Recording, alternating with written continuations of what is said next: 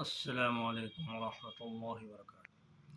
أعوذ بالله من الشيطان الرجيم. بسم الله الرحمن الرحيم. قال ألم أقل لك إنك لن تستطيع معي صبرا.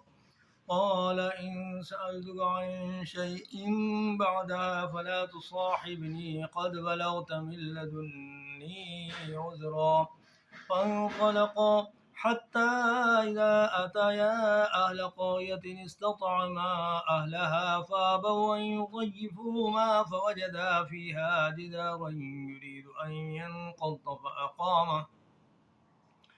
قال لو شئت لاتخذت عليه أجرا. قال هذا فراق بيني وبينك سأنبئك بتأويل ما لم تستطع عليه صبرا. أما السفينة فكانت لمساكين يعملون في البحر فأردت أن أعيبها وكان وراءهم ملك يأخذ كل سفينة غصبا. وأما الغلام فكان أبواه مؤمنين فخشينا أن يرهقهما طغيانا وكفرا.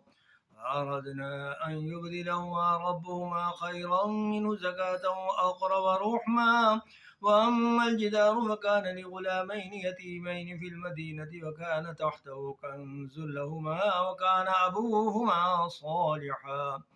فأراد ربك أن يبلغا أشدهما ويستخرجا كنزهما رحمة من ربك وما فعلته عن أمري ذلك تأويل ما لم تستطع عليه صبرا. ويسألونك عن ذي القرنين قل سأتلو عليكم منه ذكرا. إنا مكنا له في الأرض وآتيناه من كل شيء سببا فأتبع سببا حتى إذا بلغ مغرب الشمس وجدها تغرب في عين حمية ووجد عندها قوما. قلنا يا ذا القرنين إما أن تعذب وإما أن تتخذ فيهم حسنا. قال أما من ظلم فسوف نعذبه ثم يرد إلى ربه فيعذبه عذابا نكرا.